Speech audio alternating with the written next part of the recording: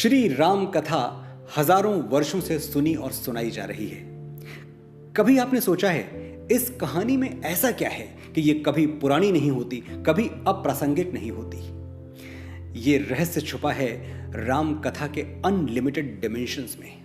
हर बार कहने वाला अपनी तरह से कहता है और सुनने वाला अपनी तरह से समझता है। हरि अनंत हरि कथा अनंता, कहें सुने बहुविधि सब संता। हमारे जीवन में ऐसा कोई प्रश्न नहीं जिसका उत्तर राम कथा में नहीं मिल सकता, क्योंकि ऐसी कोई चुनौती नहीं है जिससे राम स्वयं नहीं गुजरे। तो रामायण को हम आस्था से पढ़ें, भक्ति से पढ़ें या जिंदगी का मैनुअल समझ के पढ़ें, हर हाल में लाभ हमारा ही है। इस बार रामनवमी से मैं एक नई सीरीज शुरू कर रहा हूं, लेसन्स फ्रॉम रामायणा। ये संदर्भ प्रसंग सहित व्याख्या वाला टेक्स्ट बुक लेसन नहीं है। ये वो पाठ हैं जो आपकी बड़ी से बड़ी उलझने चुटकी में सुलझा सकते हैं। मेरे साथ भी कई बार ऐसा हुआ है कि मैं खुद को जिंदगी के दोराहे पर खड़ा पाता हूं। कुछ समझ नहीं आता किधर जाऊं, कौन सा रास्ता सही है, कौन सा गलत। अचानक कहीं से कोई चौपाई, रामकथा का कोई अंश मेरे कानों से टकराता है, कोई बिजली चमकती है और मुझे सही रास्ता साफ साफ नजर आ जाता है। आज मैं जिस प्रश्न का उत्तर रामायण में ढूंढने की कोशिश करूंगा, शायद वो आपको भी परेशान कर रहा हो। हम इतनी मेहनत करते हैं, जी जान लगा देते हैं, फिर भी कामयाब क्यों नहीं होते? सफलता की देवी हमसे दूर दूर क्यों रहती है? कहां चूक हो जाती है? इस प्रश्न का उत्तर छुपा है राम की शक्ति पूजा में। महाप्राण निराला के पदों में यह कथा अंत तक सुनिए, आपको अपना जवाब मिल जाएगा।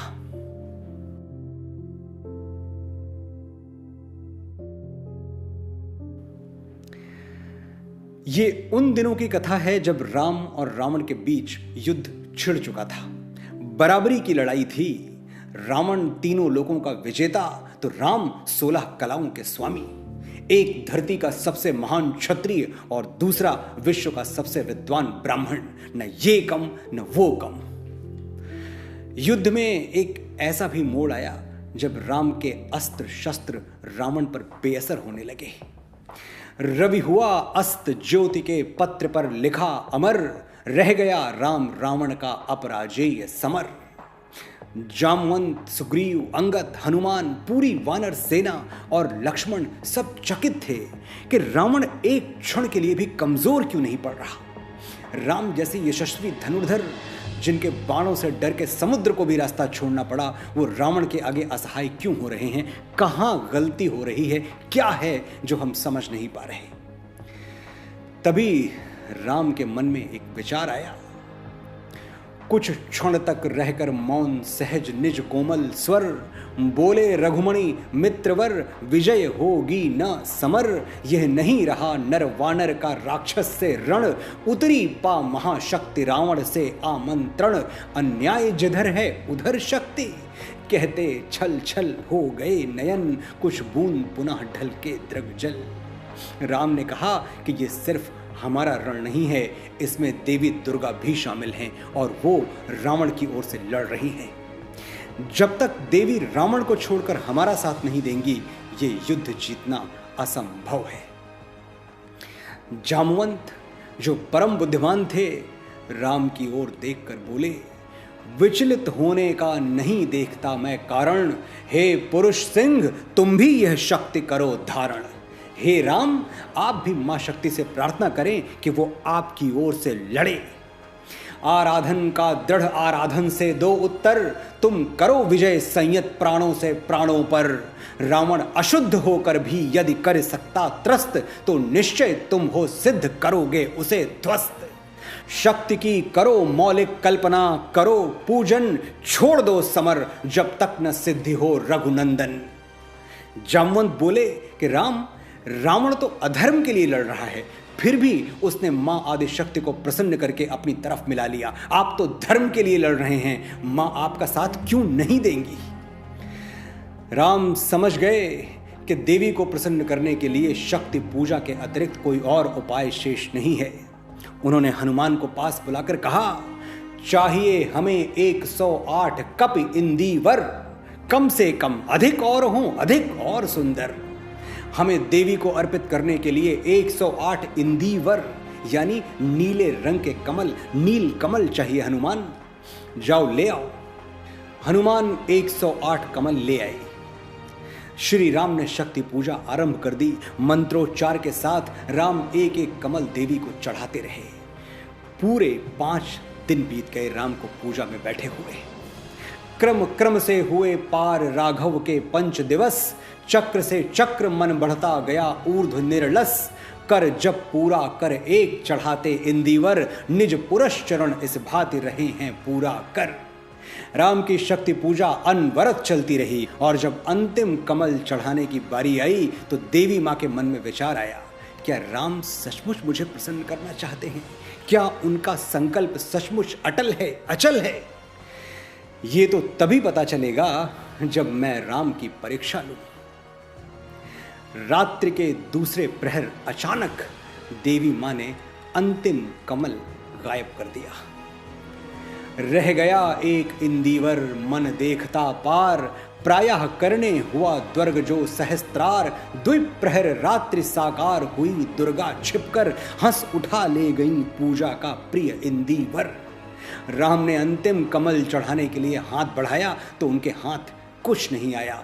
यह अंतिम जप ध्यान में देखते चरण युगल, राम ने बढ़ाया कर लेने को नील कमल। कुछ लगाना हाथ हुआ सहस स्थिर मन चंचल, ध्यान की भूमि से उतरे खोले पलक विमल। राम व्याकुल हो गए, कमल कहीं दिख नहीं रहा था और पूजा का समय निकला जा रहा था। शक्ति पूजा भंग होने का अर्थ था मां को प्रसन्न करने की जगह उन्हें कुपित कर देना। ये राम के लिए जीवन मरण का प्रश्न था। लेकिन आधी रात वो दूसरा कमल कहां से लाए? राम की दोनों आंखें भीग गई। देखा वहां रिक्त स्थान, यह जप का पूर्ण समय। आसन छोड़ना असिद्धि, भर गए नयन द्वय। धिक जीवन को जो पाता ही आया है विरोध, धिक साधन जिसके लिए सदा ही किया शोध। जानकी हाय उद्धार प्रिया का हो न सका, वह एक और मन रहा राम का जो न थका। तो क्या वो जानकी को रावण से कभी मुक्त नहीं करवा पाएंगे? क्या वो वचन अधूरे रह जाएंगे जो उन्होंने स्वयंवर में जानकी को दिए थे कि सुख हो या दुख, यश हो या अपयश, मैं हमेशा तुम्हारे साथ रहूंगा। अचानक संकट की इस घड़ी में राम को कुछ याद आया। यह है उपाय, कह उठे राम जो मंद्रित घन। कहती थी माता मुझको सदा राजीव नयन। उनको याद आया कि मां कौशल्या प्यार से उन्हें राजीव नयन बुलाती थी। राजीव यानी कमल, राजीव नयन यानी कमल जैसी आंखों वाला। राम ने उसी क्षण एक निश्चय किया, 2 नील कमल हैं शेष अभी यह पुरुष चरण। पूरा करता हूं देकर मात एक नयन। कमल नहीं है तो क्या, मेरी आंखें तो हैं, मैं देवी को अपनी आंखें चढ़ा दूंगा, अपनी आंखें भेंट कर दूंगा। कहकर देखा तुणीर ब्रह्मशर रहा झलक, ले लिया हस्त लक लक करता वो महाफलक। राम ने अपने तुणीर से एक लपलपाता हुआ तीर उठाया और चले अपनी आंखें निकालकर देवी मां को चढ़ाने। तीर आंखों में धंसने ही वाला था कि साधु साधु साधक धीर धर्म धन धन्य राम, कह लिया भगवती ने राघव का हस्त थाम। देवी ने प्रकट होकर उनका हाथ थाम लिया, पकड़ लिया। राम परीक्षा में सफल हो चुके थे। देवी राम के सामने प्रकट हुई और देवी के सामने प्रकट था एक ऐसा हठ योगी, एक ऐसा सिद्ध पुरुष, एक ऐसा अटल संकल्प का स्वामी जिसे अपना लक्ष्य प्राप्त करने से दुनिया की कोई ताकत रोक नहीं सकती थी। देवी बोली, होगी जय हे पुरुषोत्तम नवीन।